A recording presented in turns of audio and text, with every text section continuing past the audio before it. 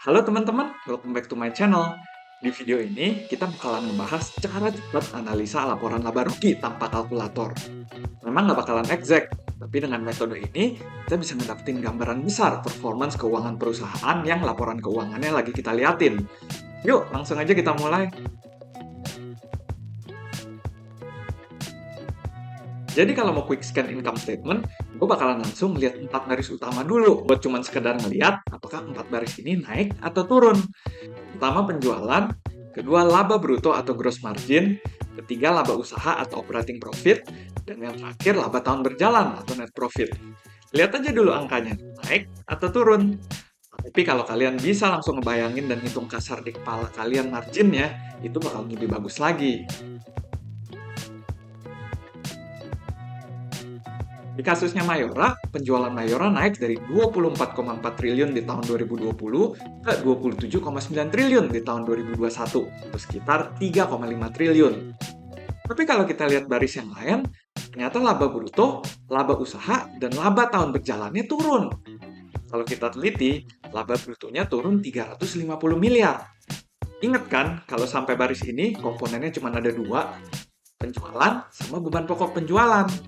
Karena salesnya naik sekitar 3,5 triliun, berarti beban pokok penjualannya nih yang naik. Naik 3,8 triliun, lebih gede dibandingin kenaikan salesnya. Nah, dari sini kita udah bisa dapat gambaran nih. Kalau ternyata, walaupun penjualannya naik, Mayora cukup suffer secara keuangan karena kenaikan beban pokok penjualan yang lebih tinggi dibandingin sama penjualannya. Cuma aja, di tahap ini kita nggak bisa tahu lebih lanjut apakah kenaikannya lebih karena bahan baku, bahan pembungkus, tenaga kerja, atau apa. Buat tahu hal ini, sebenarnya kita bisa lihat sih di catatan atas laporan keuangannya. Tapi karena saat ini kita cuma mau scan through laporan keuangannya, jadi di pembahasan kali ini, memang gue nggak akan go into detail. Yang penting, kita udah ada gambaran nih, kalau ada kenaikan harga pokok penjualan yang cukup signifikan, yang sampai ngeganggu profitabilitas Mayora.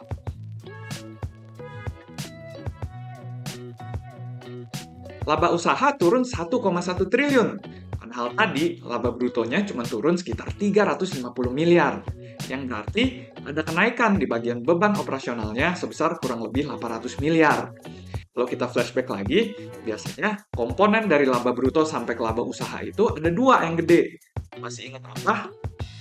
Ada beban penjualan sama beban umum ya. Di kasusnya Mayora, kalau kita lihat, ternyata beban penjualannya nih yang naik. Yang berarti Mayora naikin effort marketingnya kalau dibandingin sama tahun lalu. Mayora emang terkenal cukup gencar ya di marketingnya. Makanya kalau kita lagi nonton drakor gitu, cukup sering juga kan ngelihat produknya Mayora ini. Di sini gue ngerasa effort marketingnya Mayora cukup ngebuahin hasil. Beban marketingnya naik 800 miliar, tapi penjualannya bisa naik 3,5 triliun. Cuma ya sayang aja, performance-nya masih agak kegerus karena beban pokok penjualannya yang naik cukup signifikan. Terakhir, turun lagi. Kita lihat laba tahun berjalan. Laba tahun berjalannya turun sekitar 900 miliar. Karena tadi laba usahanya turun 1,1 triliun, berarti ada penambahan sekitar 200 miliar dari komponen non-operasionalnya. Kelihatan di sini, kalau secara rupiahnya, penurunan beban terbesar ada di bagian pajak kini, di sekitar 280 miliar. Penurunan pajak kini disebabkan karena memang laba sebelum pajak perusahaan ngalamin penurunan. Penurunan 280 miliar ini dikompensasi sama penurunan laba kurs yang ada di sekitar 70 miliar. Yang bikin kita bisa ngedapetin angka perbedaannya yang udah kita hitung tadi di 200 miliar. Beres deh. Jadi kesimpulannya gini, walaupun penjualan Mayora naik 3,5 triliun, tapi labanya turun 900 miliar. Kenapa bisa gitu? Pertama, karena efek beban pokok penjualan.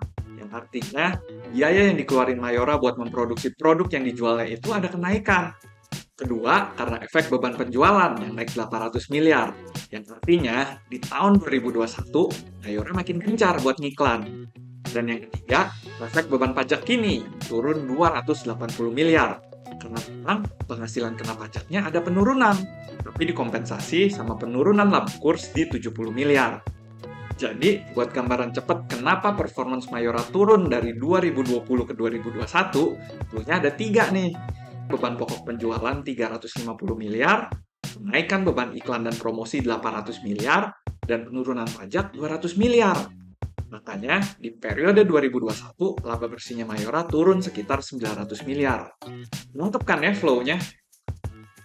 Oke, sekian dulu video kita kali ini. Di video selanjutnya, kita baru akan ngebahas cara menganalisa income statement pakai rasio ya. Buat kalian yang masih ada pertanyaan, boleh langsung ditanyain aja di kolom komentar. Semoga video ini boleh berguna buat kita semua. Jangan lupa buat like, comment, subscribe, dan share video ini ke teman-teman kalian. Thank you for watching and see you in the next video.